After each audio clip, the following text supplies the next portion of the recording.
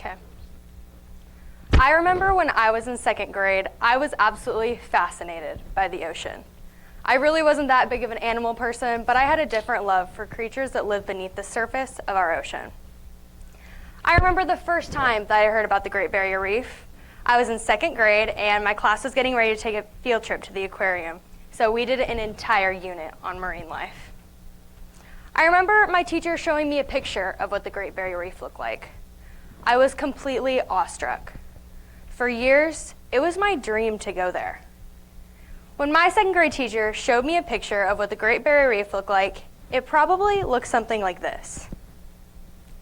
Now, I hate to break it to you, but if you went to Australia today to go snorkeling in the Great Barrier Reef, it would actually look more like this. That once beautiful reef that we all learned about in grade school is dying. How could this be? How could this once beautiful reef have taken such a drastic turn in just the past few years? And the simple answer to this question is coral bleaching. Coral bleaching is the process by which coral lose their vibrant coloring and turn white. Healthy coral have a symbiotic relationship with the algae that lives within it.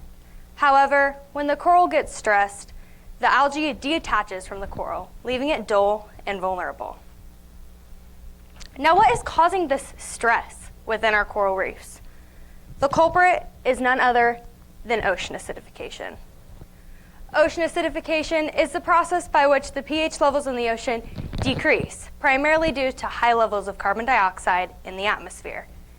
This has everything to do with heightened carbon emissions and climate change. The ocean absorbs around 30% of the atmosphere's carbon dioxide. As a result of the chemical reactions that occur because of the increased CO2, the ocean becomes warmer and more acidic. When I was in second grade, I basically thought that the ocean served us one purpose: to be beautiful. Although it definitely does serve that purpose, there is far more that the ocean has for us to offer. The ocean produces over half of the world's oxygen and is responsible for transporting heat from the equator to the poles. It is also good for the economy. Did you know that ocean-dependent businesses employ about 3 million people? Think about all the trade that occurs through transportation of sea. Oh, and we can't forget about your basic food and recreation. Could you imagine if you were never able to eat seafood again, fish again, or live out your wildest dreams of taking a Caribbean cruise? Staff, please release all JV girls and boys basketball at this time to their bus. Again, please release all JV girls and boys basketball to their bus. Thank you. Well, these fates might not be too far off. So what can we do? Is our ocean already too far gone? The simple answer to this question is no. But the world needs to be making some drastic changes before we can see the coral reefs thrive again. The number one thing that we can all be doing when it comes to making a difference with climate change is simply use energy wisely. For example, line dry your clothes. Not only does it burn less fossil fuels, but it also makes your clothes last longer. So it's good for your bank account and the environment. Which leads me to my next point.